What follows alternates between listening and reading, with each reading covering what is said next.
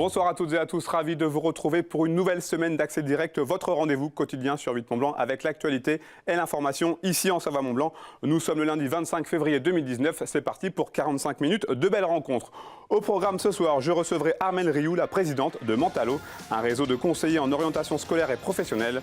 Élodie Ruiz, la fondatrice de Boost, une agence qui découvre les entrepreneurs d'aujourd'hui et de demain, répondra également à mes questions. Et du sport comme chaque lundi, ce soir, Olivier Alluin, préparateur mental spécialisé dans le sport, sera sur ce canapé. Mais avant toutes ces réjouissances, j'ai le plaisir d'accueillir Victoria pour les titres du journal. Salut Victoria. Salut Seb. Alors on parlera notamment des médecins du côté d'Aix-les-Bains. Oui, Aix-les-Bains, du relatif manque. On n'est pas dans la pénurie. Exactement, qui n'échappe pas au manque de médecins comme de nombreuses villes en France. Alors Juliette Vincent-Seigné est allée à la rencontre des médecins généralistes du côté de Aix-les-Bains. Et puis un vaste programme de fouilles sur le chantier du musée savoisien. Oui, c'est toi Seb qui est allé vendredi sur les fouilles archéologiques. Sous le musée savoisien, des vestiges ont été découverts. On fera le point avec un reportage concocté également par Fanette de Buisson. Merci Victoria, tu reviens tout à l'heure pour la revue de presse. Allez, j'accueille ma première invitée pour la rubrique Dans l'actu. Armelle Rioux, bonsoir. Merci d'avoir accepté notre invitation. Alors vous êtes la présidente directrice générale de Mentalo. Oui, Première question toute simple, qu'est-ce qui se cache derrière ce patronyme ? Alors Mentalo, déjà pour vous expliquer la marque, parce qu'on travaille sur le mental, et O comme orientation. Mentalo, c'est un réseau qui fait du conseil en orientation auprès de jeunes et d'adultes. Alors très concrètement, pour que nos téléspectateurs comprennent de quoi il s'agit, qu'est-ce que vous proposez ? Alors on propose des bilans d'orientation personnalisés qui sont faits à partir d'entretiens avec des conseillers en face à face et aussi de questionnaires de tests. On propose en fait ce type de bilan à des jeunes, à partir du collège, lycée, étudiants, et aussi à des adultes. Qu'est-ce qui vous a poussé à créer cette structure en 2014 ? Alors c'est une longue histoire, mais pour essayer d'être court, j'ai eu des expériences en tant qu'enseignante à l'IAE Savoie-Mont-Blanc. J'ai eu beaucoup d'expériences aussi en tant que consultante auprès d'entreprises. Et puis un jour, j'ai mis tout ça ensemble, j'ai eu des enfants aussi, et j'ai eu l'impression que l'orientation n'était pas toujours très bien réalisée. Et en tous les cas, il me semblait que ce n'était pas forcément sur les bons critères. Donc j'ai mis au point une méthode, ça m'a pris un certain nombre d'années. Et ensuite, j'ai décidé de me lancer avec Mentalo. Donc en 2014, je forme des conseillers qui sont toujours des conseillers indépendants et qui ont une expérience en entreprise passée, mais souvent aussi en parallèle. Ça veut dire qu'ils restent toujours en lien avec le monde du travail, dans la vraie vie, donc ils connaissent bien les mutations aussi qui se passent dans le monde de l'entreprise. Ça, c'est très important et je crois que c'est une des choses qui distingue notre méthode également. À qui s'adresse précisément Mentalo ? Alors, Mentalo s'adresse pour l'orientation depuis les collégiens, les lycéens, les étudiants, les jeunes diplômés et aussi les adultes. Donc on travaille non pas de 7 à 77 ans, mais on va dire de 15 à 75 ans, si vous voulez. Voilà, on a quand même une majorité de lycéens, bien sûr, qui sont c'est en ce moment Parcoursup d'ailleurs. Justement, j'allais venir un peu plus tard dans l'interview. Voilà. Vous êtes aujourd'hui implanté sur une 60aine de sites en France, en Outre-mer, en Suisse et au Luxembourg. Cela prouve que votre méthode elle a fait ses preuves ? Oui, écoutez, on est devenu leader en fait dès l'année 2016. Qui a été une très grande année pour nous. On a eu des récompenses, on a eu de très bonnes nouvelles, des partenariats qui se sont montés. Mentalo est indépendant et on a donc effectivement aujourd'hui plus de 60 conseillers qui travaillent, comme vous l'avez dit, en France, en Outre-mer, Suisse, Luxembourg, mais aussi on commence à s'implanter de plus en plus à l'étranger. En Turquie aussi ? En Turquie, on est présent à Hong Kong, on est présent en Tunisie. Et on a des projets d'implantation encore dans d'autres pays. L'orientation, la reconversion professionnelle, ce sont des domaines aujourd'hui qui, selon vous, ne sont pas suffisamment maîtrisés ? Alors, maîtriser, c'est compliqué parce que ce n'est pas une science exacte.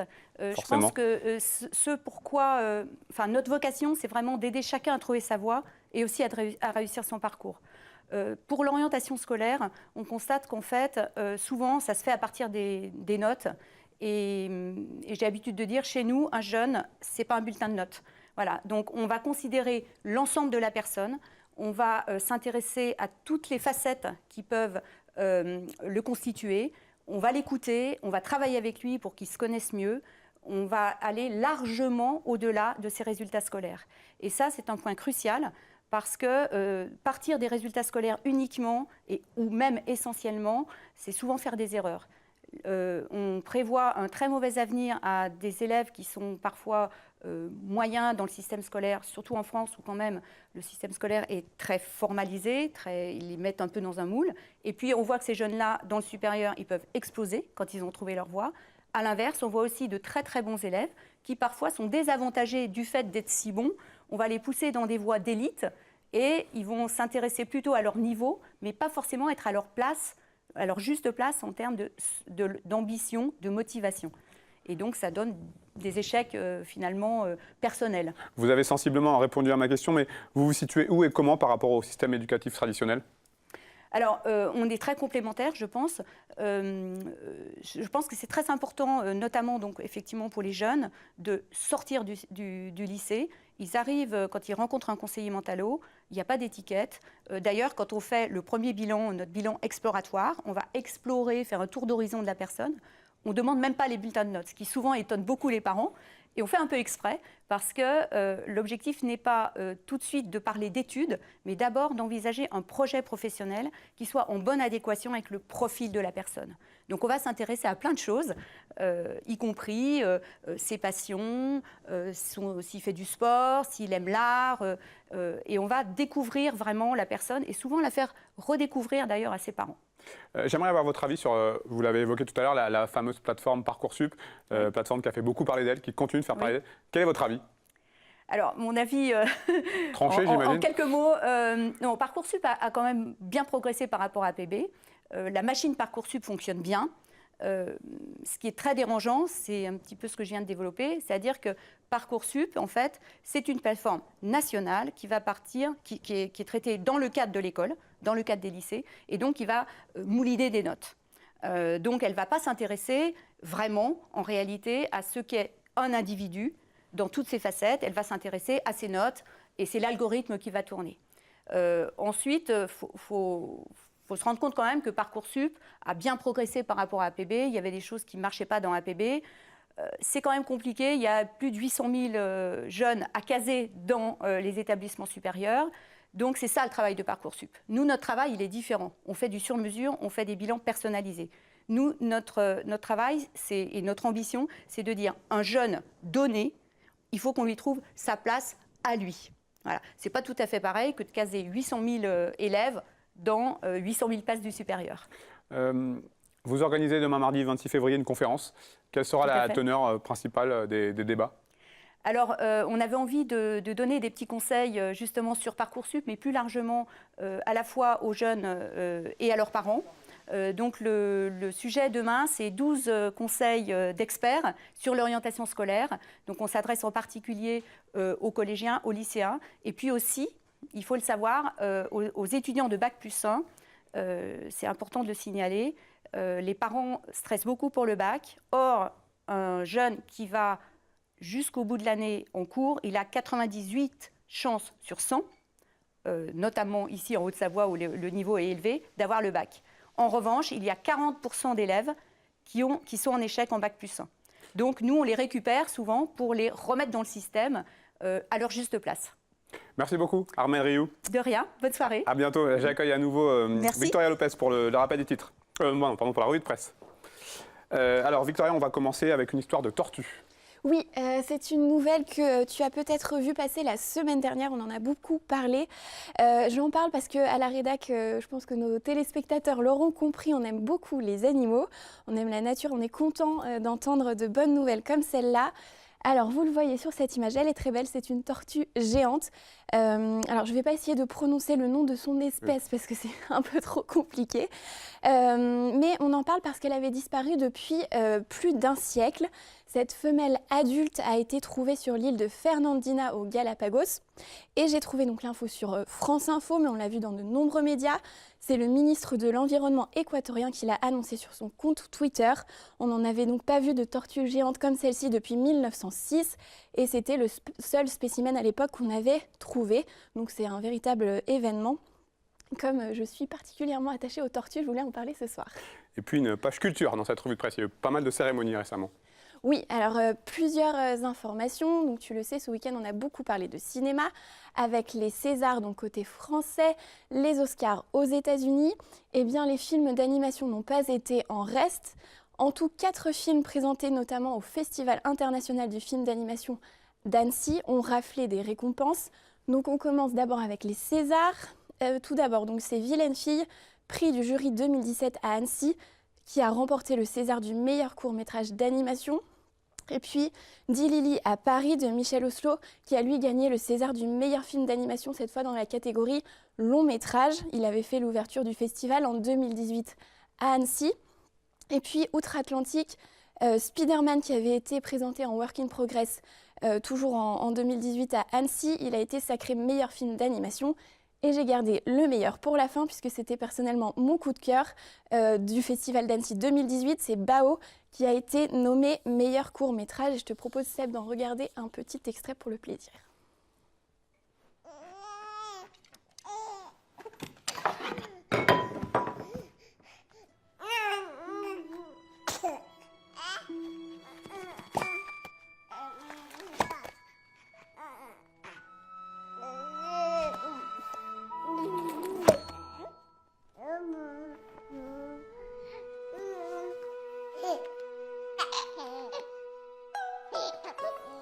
Effectivement, ça donne envie. Ouais, l'histoire de ce petit ravioli. Et puis, comme on parle du festival, j'avais une dernière info. L'affiche du festival du film d'animation d'Annecy a été dévoilée aujourd'hui. Elle est toujours très très belle comme chaque année. 4 thèmes ont inspiré, voilà, on la voit ici à l'image, 4 thèmes ont inspiré Charlotte Gasto, l'illustratrice française à l'origine de cette création. Elle est partie donc de 4 thèmes, le Japon, la gastronomie, la ville d'Annecy et le cinéma d'animation. Donc on a hâte de vous faire vivre cette nouvelle édition. C'est ce que j'allais dire, comme chaque année, 8 Mont Blanc sera évidemment à l'actualité de ce festival. Seb, tu nous parles de l'histoire d'un miraculé. Oui, vous en avez peut-être déjà entendu parler. Stéphane Post, vice-président de la Fédération française de tennis, fondateur du tennis club d'Annecy-le-Vieux. Le 19 janvier dernier, il a été victime d'un grave accident. Il a fait une chute de 400 mètres dans les Aravis lors d'une sortie en montagne au sommet de Tardevant. Assez miraculeusement, il a survécu. Après plusieurs grosses opérations et un séjour à l'hôpital, Stéphane Post est actuellement à Genève dans un centre spécialisé en rééducation, bien conscient de sa bonne étoile. Vous pouvez retrouver sur le site du Dauphiné Libéré une interview assez intéressante, assez émouvante, où il raconte un petit peu son ressenti.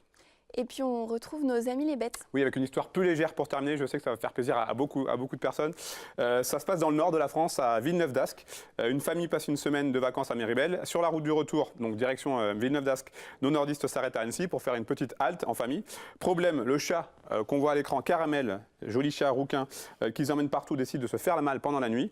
Notre famille doit donc se résoudre à rentrer chez elle sans leur matou, dans une tristesse, je t'imagine, incommensurable pour les 2 jeunes filles, 2 fillettes de la famille. Mais l'histoire se termine bien puisque Caramel va être retrouvé et il a même pu retrouver sa famille grâce à un trajet en covoiturage sur le fameux site Blablacar, puisque c'est la belle-sœur de la famille qui a retrouvé le chat et elle lui a créé un compte. Elle a déposé une annonce et elle a pu envoyer le chat, donc le trajet, 800 km, 50 €. Donc le premier blabla chat covoitureur. Une belle histoire. Merci beaucoup Victoria. On se retrouve en fin d'émission pour le rappel des titres. J'accueille à présent ma deuxième invitée, Élodie Ruiz, dans la rubrique Initiative. Bonsoir. Bonsoir. Alors vous avez fondé la société Boost avec 3 os, je précise. Exactement, Boost il y a avec maintenant 3 un an. os. Comment définir cette entreprise ? Alors Boost est une agence qui accompagne les créateurs d'entreprises. Ma mission principale en tant qu'agent d'entrepreneur, c'est d'aider le créateur, l'intentionniste, le porteur de projet dans toute sa démarche de A à Z. Voilà, de l'idée à la recherche de financement, aux partenaires, etc. Qu'est-ce qui vous a inspiré pour vous lancer dans cette entreprise en particulier ? Il y a des choses avant, mais cette entreprise en particulier ? Simplement parce que moi, la première fois quand j'ai créé, je me suis sentie un petit peu seule. Il y a énormément d'informations, il y a énormément aussi d'acteurs qui sont présents et qui font la promotion de l'entrepreneuriat. Mais sur le terrain, au quotidien, on se sent un petit peu seul. On n'est pas forcément préparé. Exactement, exactement. Alors 13 millions de Français souhaitent créer leur entreprise dans les 2 ans à venir. C'est un chiffre qui paraît fou. C'est un Français sur 4. Comment on peut expliquer, selon vous, le fait que les Français aient ce besoin de se lancer dans la création d'entreprise ? Le besoin justement de liberté, d'indépendance, de vouloir aussi, je pense, concilier de plus en plus sa vie personnelle avec sa vie professionnelle et sans avoir ce cadre qu'ont eu nos parents, nos grands-parents, etc. Et vraiment de se lancer sur toute la partie création. Je pense aussi que la partie innovation et création, je veux créer, j'ai créé quelque chose, bah, c'est une satisfaction plutôt sympa. Alors pour en revenir à Boost, comment est-ce que vous trouvez justement les entrepreneurs à accompagner? Le réseau. C'est eux qui viennent vous voir ou c'est vous Alors, qui... principalement, aujourd'hui, oui. C'est le réseau. C'est également aussi les réseaux sociaux. J'ai la chance aussi d'avoir travaillé pendant 1 an à la Chambre de commerce et d'industrie, d'être en contact aussi avec les acteurs locaux sur Annecy. Et le fait de travailler conjointement sur cet accompagnement-là me permet aujourd'hui de pouvoir les trouver assez facilement. Qu'est-ce qui fait que telle ou telle personne va attirer votre attention? C'est une question de feeling. Il y a énormément d'humains dans mon travail. Énormément. Je pense que c'est la base de tout. Alors comment est-ce qu'il se caractérise très précisément cet accompagnement? Alors, vous l'avez dit, vraiment du tout début à la création. Ouais. Comment est-ce que ça se caractérise? Sur un accompagnement quotidien, quand je dis au quotidien, c'est vraiment les accompagner sur le terrain. Je vais avec mes clients, avec eux pour aller chercher du financement. Je les accompagne, je pousse la porte de la banque exactement avec eux, de l'avocat, des prestataires aussi, s'il y a besoin de rechercher des locaux. Donc je suis vraiment la personne qui travaille dans l'ombre pour faire briller la réussite de mon client, voilà, en facilitant, en simplifiant, en les aidant à se structurer aussi, en disant bah non, c'est peut-être pas la priorité aujourd'hui, on laisse ça pour demain, et aujourd'hui on va avancer sur tel et tel sujet. La solitude du créateur est aussi, aussi très importante. Jusqu'à aujourd'hui, les gens avec qui vous travaillez, ils viennent de quel domaine et surtout leur entreprise, ça représente quel domaine? J'ai beaucoup de services, beaucoup d'artisans aussi. Du commerçant, mais je ne veux surtout pas me focaliser, exactement, me fermer au niveau d'un domaine d'activité ou d'un secteur d'activité. Je suis très très curieuse et je pense aussi que le fait de pouvoir travailler avec des environnements et des secteurs complètement différents, on arrive plus facilement à trouver de la complémentarité. Alors vous êtes soutenu par Initiative Grand Annecy, ça doit compter j'imagine? Alors ça compte, en tout cas je suis soutenue par Initiative Grand Annecy sur le Café Créateur, je vais y arriver, pardon, sur le Café Créateur que j'organise le 7 mars. Donc, un rendez-vous exclusivement dédié à la création d'entreprises.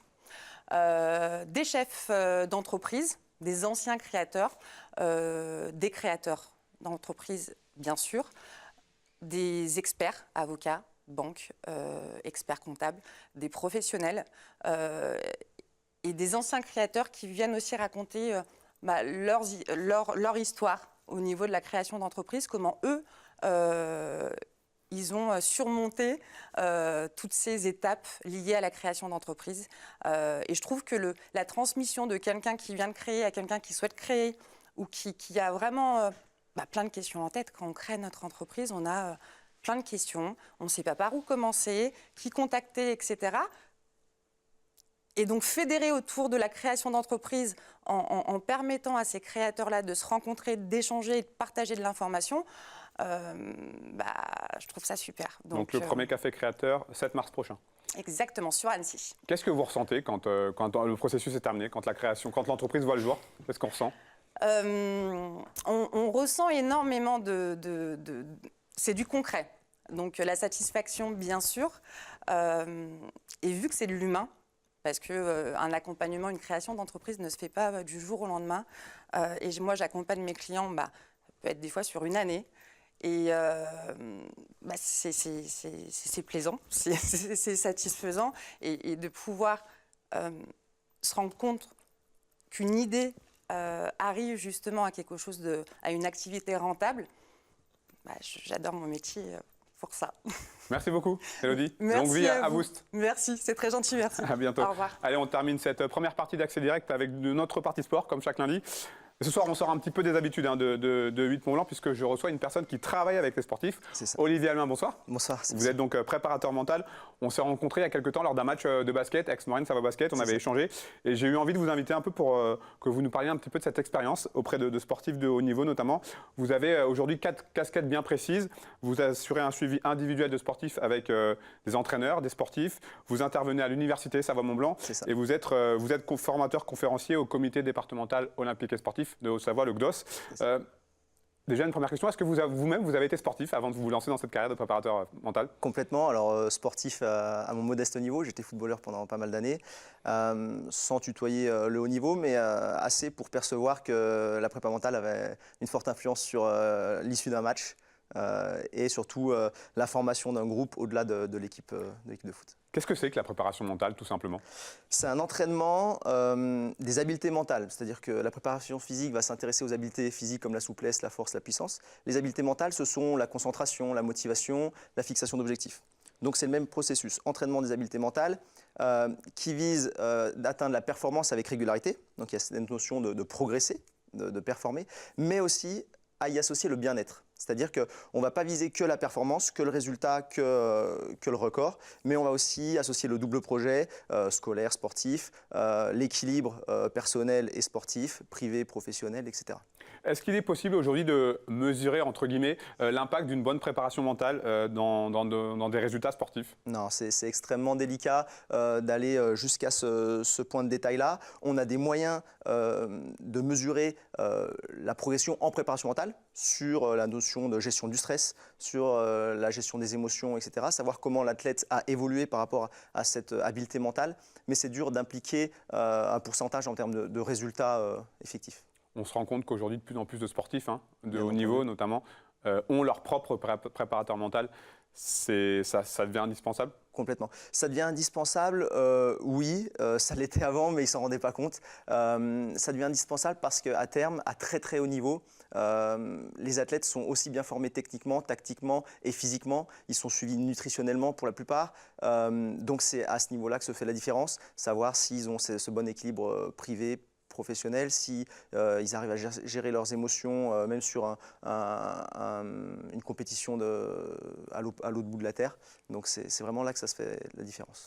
Quelles sont les principales choses à développer, principaux domaines à développer quand on est préparateur mental, qu'on travaille avec des sportifs, des entraîneurs? Ouais.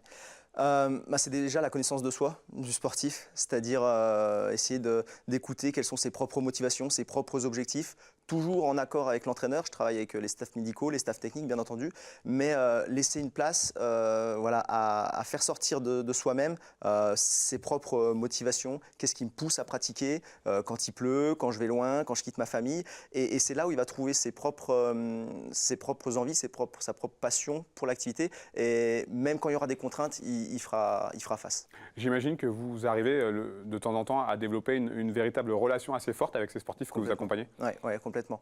Il y a des accompagnements où on est sur de l'accompagnement de blessures notamment, période de convalescence, où on est aussi sur des accompagnements professionnels en plus du sport et où ça prend toute sa valeur parce qu'on suit quelqu'un plus dans son intimité entre guillemets et là ça prend vraiment tout son relief. Ouais. Est-ce que lors de vos suivis individuels, vous intervenez sur des domaines précis? Oui, complètement. En relation avec le sport, toujours, bien entendu.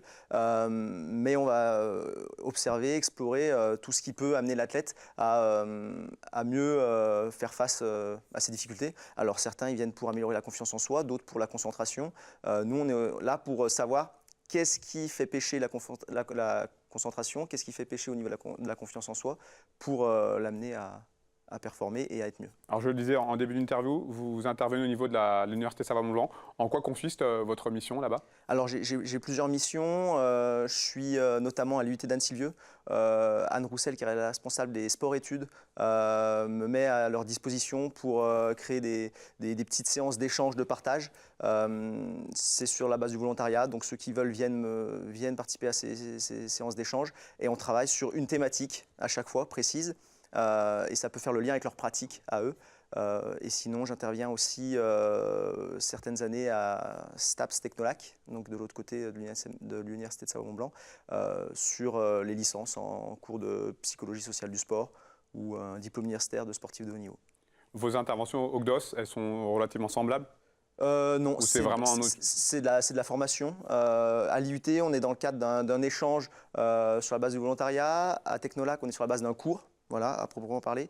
Au CDOS, ce sera de la formation, toujours sur la base d'échanges bien entendu, mais là avec des professionnels ou des bénévoles dirigeants de clubs sportifs de Haute-Savoie, et où là, je leur donne des outils plutôt à mettre en place. On échange, on construit des outils à mettre en place. Merci beaucoup, Olivier, d'être venu sur notre plateau. Vous laisse rejoindre la régie. Les Français, vous le savez, les Françaises ont brillé ce week-end en sport d'hiver. Je suis d'ailleurs en ligne par FaceTime avec Marion Herty. Bonsoir Marion. Bonsoir. Alors déjà, toutes nos félicitations. Hein. Je rappelle que vous êtes imposé ce week-end sur l'épreuve de Fieberbrunn en Autriche, lors du Freeride World Tour. Tout simplement, votre réaction après cette belle victoire? C'était choquant de pouvoir gagner une compétition, surtout 2 fois d'affilée. Ça confirme certaines choses que j'ai mises en place, donc pourvu que ça dure. Après, il ne faut pas se reposer sur ses lauriers, hein. Il y a encore 2 étapes prochainement, donc on va essayer de rester sur la même dynamique pour essayer d'avoir un nouveau titre. Vous vous êtes senti bien tout au long de ce week-end en Autriche? Super bien. Après, j'étais assez fatiguée quand je suis arrivée là-bas, mais j'ai pu mettre en place un bon programme pour me reposer et puis être prête le jour J, le samedi matin. Et ça s'est plutôt bien déroulé. Il y avait une super bonne ambiance, de la bonne neige, toutes les bonnes conditions réunies pour obtenir une nouvelle marche sur ce podium.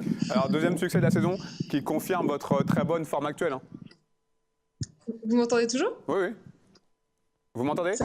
Est-ce que vous m'entendez?